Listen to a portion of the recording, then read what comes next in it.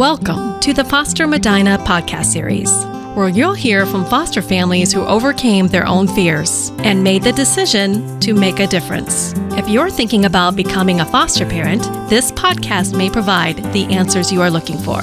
Now here's your host, Bryan Lefelhoc.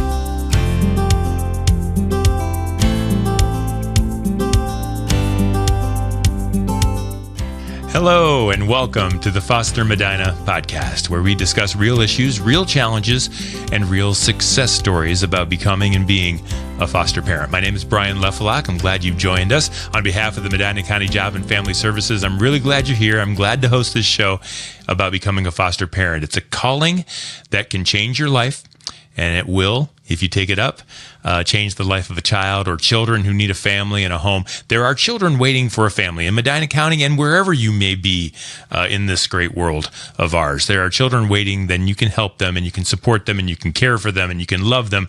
And it's an amazing and truly great thing for you to do, but that's not what this show is all about. Rather than spend a lot of time telling you how great it is to be a foster parent, although it is, we want you to first focus on getting there in the first place. A lot of folks want to be or think about it or wonder if they'd be good for it or whatever it might be, and they don't know, and so they never find out. And perhaps there's a child out there that misses that opportunity. And so if you or someone you know is considering becoming a foster parent, you have a decision to make, and we just want to help you make a good one. In our experience at Medina County Job and Family Services, we find that most families worry about a few of the same things. So much sometimes that it can get in the way of actually taking that first step. Things like, I know I won't be able to make a difference. The problem is too big. What's one little drop in the ocean, right? That's maybe a myth that some people are thinking about. Another might be, I wouldn't be good at it.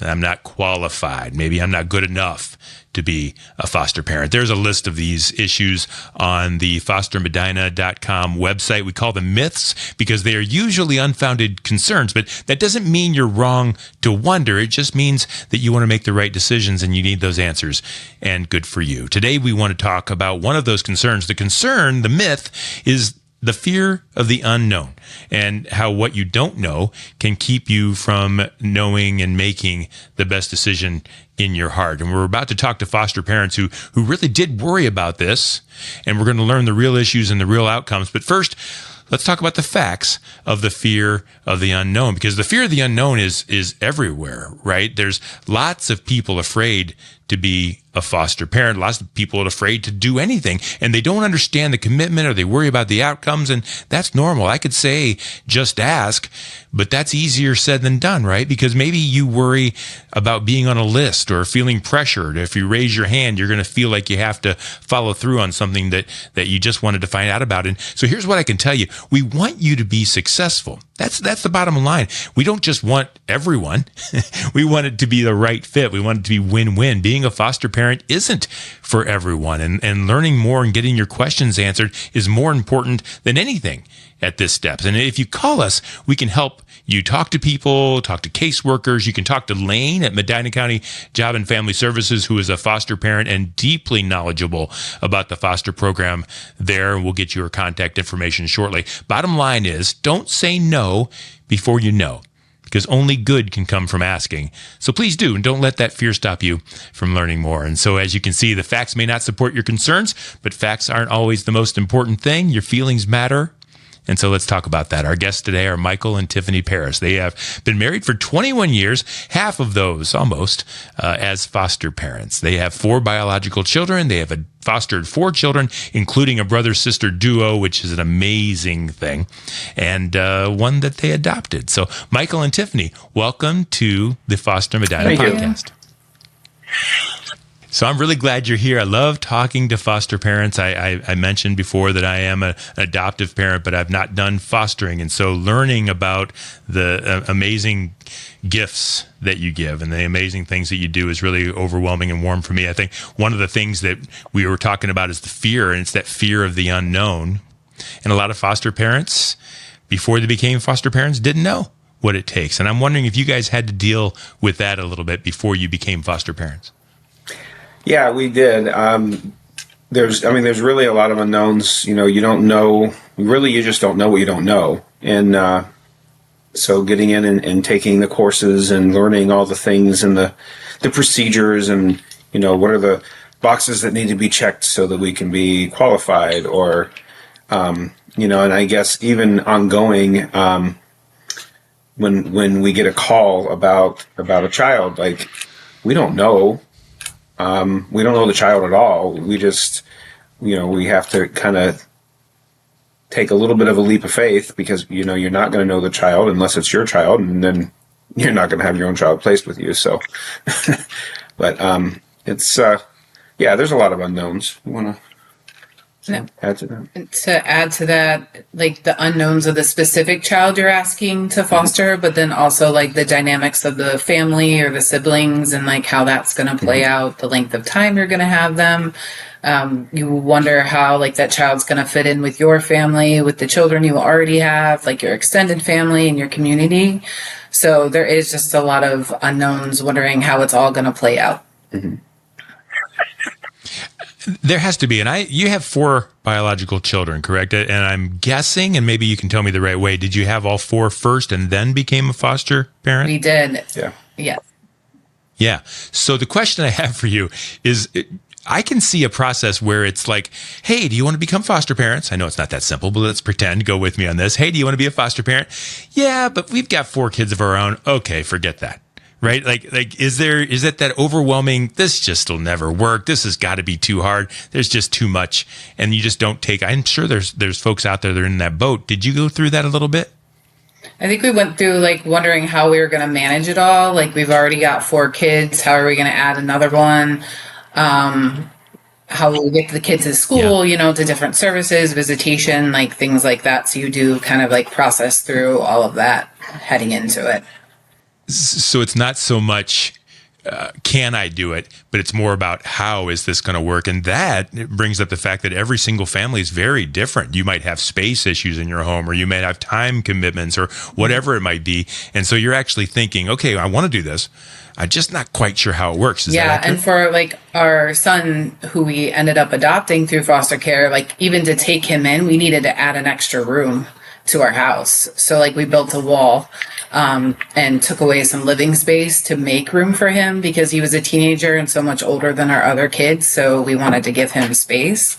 So even just that, like structurally, we did have to make some accommodations for that, like outside of just scheduling and, like day-to-day living.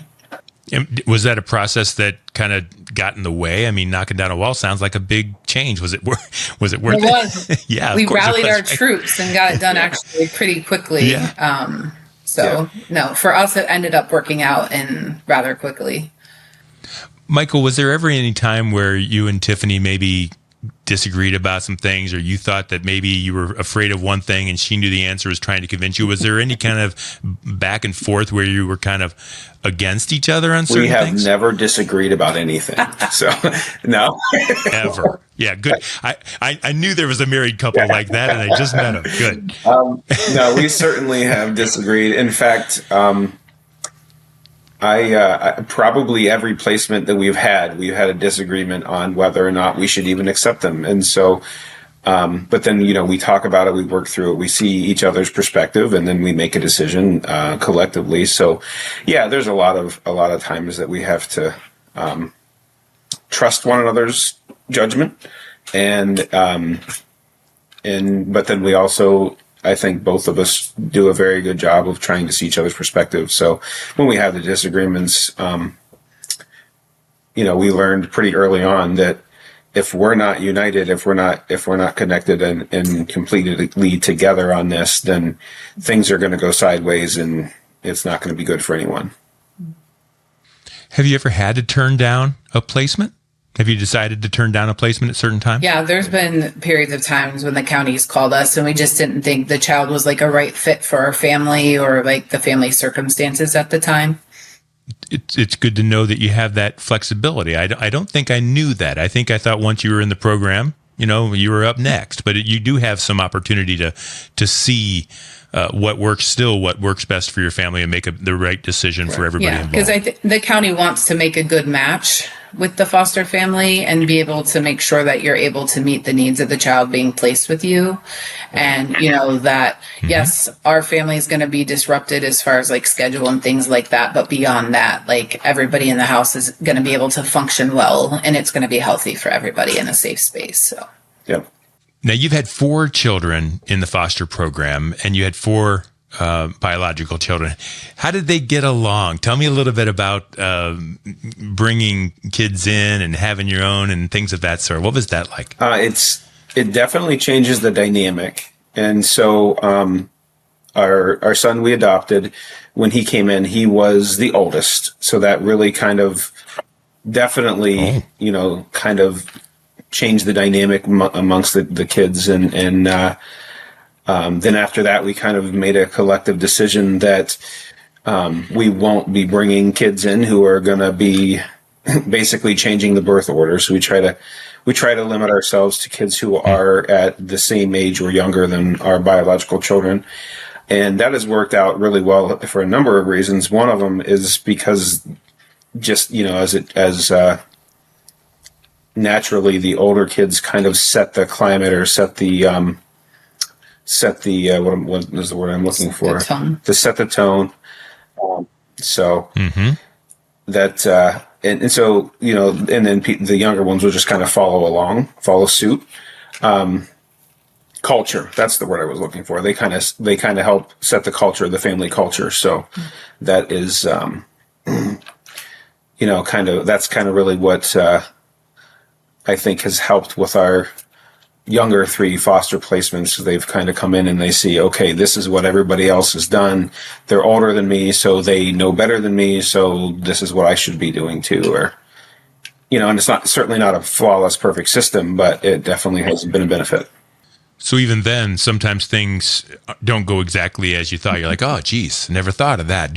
Are you able to call your caseworker, lean on Medina County JFS a little bit to say, hey, this is happening. What do I do about this? Is there some support for you? Yeah, we're able to call like the child's caseworker for support or to ask questions. And then as foster parents, you have a support worker assigned to you as well.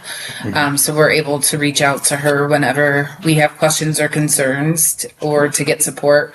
And then usually the children are linked or get linked with counseling services and other providers. So then we can reach out to them as well to have them stop by or, get support over the phone as well.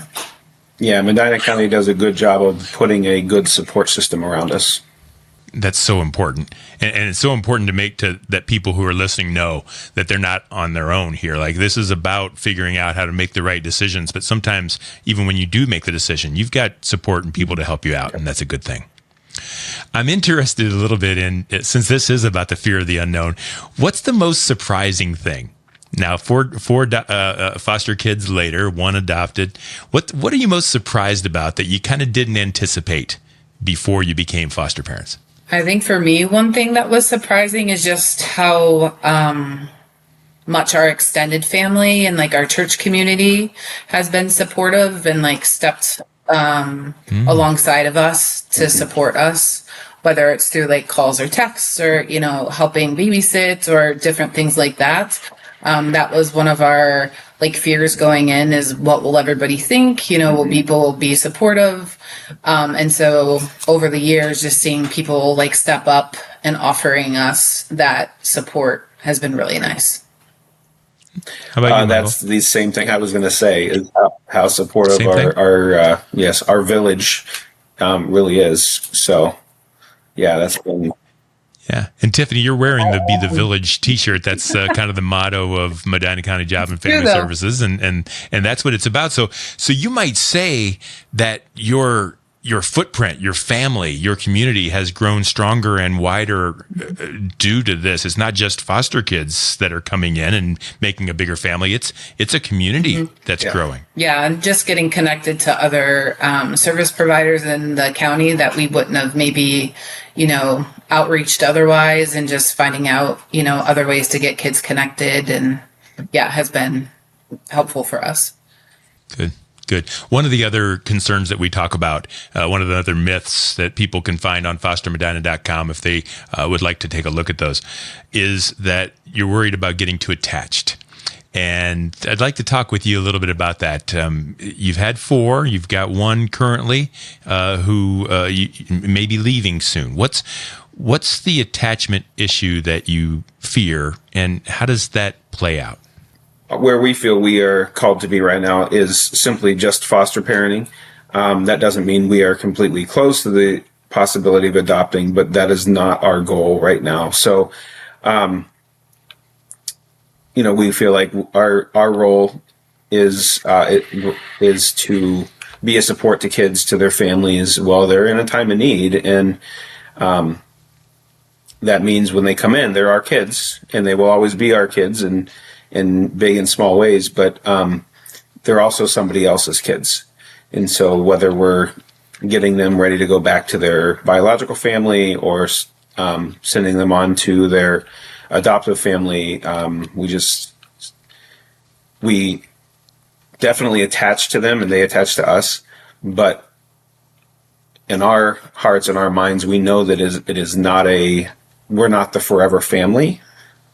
So I don't think that helps us keep them at an arm's length per se, but it helps us know that this is not, they're not staying forever. Tiffany, that's a black and white answer, but there's got to be some feelings there too. And I know it has to hurt, and I know that's the right answer. Tiffany, what do you have to say to that? Yeah. So, we all definitely get attached, even our extended family or church family, we all get attached, and it's bittersweet when kids move on to the next place. And so even in this transition period with the one we're fostering now, like he's having a hard time sleeping at the other family. And so they messaged and asked for some tips. And I told them I was getting a little choked up just knowing, like, even though he's moving for a good reason, like starting over, and having to like readjust and, get into a new routine and stuff. So, even though we know, like if they're reunifying, going to relatives, going to adoptive home, it's all a good thing. But yeah, it's bittersweet because we enjoy the time that we have with them, but we know it comes to an end at some point. It's interesting that point of view, that perspective is very much others focused. It's not about you. And I think one of the concerns is the attachment. I'm going to get too attached, but the child, on the other hand, needs someone to be attached, needs that love and needs that attention. And like you said, Michael has another family and has a life that they're going to live, and you're doing the very best for them, even though it hurts inside. And I applaud you for that. If there's foster families listening now, or potential foster families listening now, and they're wondering, man, these folks, they've really got it together. I don't know if I could do as well as they. I'm sure they're thinking, maybe a little bit false, right? But what would you? In fact, let's talk about that. What would you like them to know? What's one thing you'd like to share with a potential foster family that might be listening now, that maybe for a fact because of your experience in this process? I kind of like just what you're saying. There's no such thing as a perfect family, so don't wait till you have it all together to take the leap, to jump into this. If you feel like you're called to do it, then do it. At the same time, it's got to be a whole family decision. It certainly can't just be one of the. If you're married, it can't be just one of the spouses, and if you have children, they need to be on board as well. So it's just, your family's never going to be perfectly set up to take in extra people. But, there's always room for one more. Tiffany, what about you? What do you think that you would let someone know that's considering and wondering, but just hasn't taken that step of finding out more? It's hard to narrow down. I think like there's a risk to it, but I think the reward is great. Just like on the interpersonal level and being able to help somebody out. And I would say even on our ends, like our kids have gained from it. Like they're very much more like empathetic. And they've learned to, get out of their comfort zone and befriend other kids that they maybe not have crossed paths with before, or, would have if they hadn't come into our home. So there's definitely been some, blessings that way that we couldn't have anticipated. So I always tell people, if you're interested, go to a class, ask questions. I'll never tell somebody not to look into it. Because like Michael said, there's never like a perfect time to get started. But I feel like it's the same as when you're having biological kids. There's never a perfect time to start having biological kids. You don't have any parenting experience usually when you start having biological kids either. You learn as you go, you ask for support, you use your village. So it's the same thing with foster parenting. You kind of build up those skills and build up your village as you go. That is great advice. I remember when my wife and I were having our first, and there wasn't enough money. We weren't ready. There was no handbook. I think it's funny that our adopted daughter has us as the greatest parents because we've been through it twice before. We practiced on our biological kids. So thank you very much, Tiffany and Michael. I really appreciate your being a part of our show and sharing it. It takes some vulnerability. It takes not just to talk about it, but just to do it, to lay your family out there and to be there to watch it change and to kind of be responsible for that. And you're making a difference. And we really appreciate your sharing that story with others who might want to make that same difference too. So thank you. Thank you for letting us be part of it. Yeah. We appreciate you being on the show, and we appreciate you sharing the information with everyone that's out listening. And so, folks, if you're out there listening right now and thinking, what do you think? Has this conversation kind of helped ease your concerns enough to take that next step? If so, it's an easy one. It's just a conversation. Lane Hedden is the foster parent recruiter with Medina County Job and Family Services, and she would love to meet you. She is a foster parent herself many times over, has made it her life's work to help people like you decide what you should do and to help you then with whatever's next. You can contact Lane by calling or texting 330-667-0167. You can also email her at info@fostermedina.com. Remember, our goal in this series isn't to talk you out of your concerns. It's to give you the confidence to reach out and discuss these concerns with us and then make a good decision for you and your family about how you can make a difference in a young foster child's life. We have other episodes of this show with other foster parents that were willing and happy to share their experience. You can subscribe here or just take a look at the show as soon as they are available wherever you're listening or watching this podcast. And to learn more about foster care, adoption, and your options, visit fostermedina.com. Remember, if you're considering this step, then your decision is going to make an impact one way or the other. Whether you say yes, whether you say no, something's going to change. Something is or isn't going to happen. So we're glad you're taking the time to make the right choice and to take the right step. For the Foster Medina podcast, I am Bryan Lefelhoc. Thank you for being here, and we will see you next time. Thank you for listening to the Foster Medina podcast. We hope you found the answers you were looking for, and we'd love to talk to you more. To download the Foster Care Myths information sheet, click www.fostermedina.com. For more information or to contact us with questions, call or text 330-667-0167 or email info@fostermedina.com. The Foster Medina podcast is brought to you by Medina County Job and Family Services.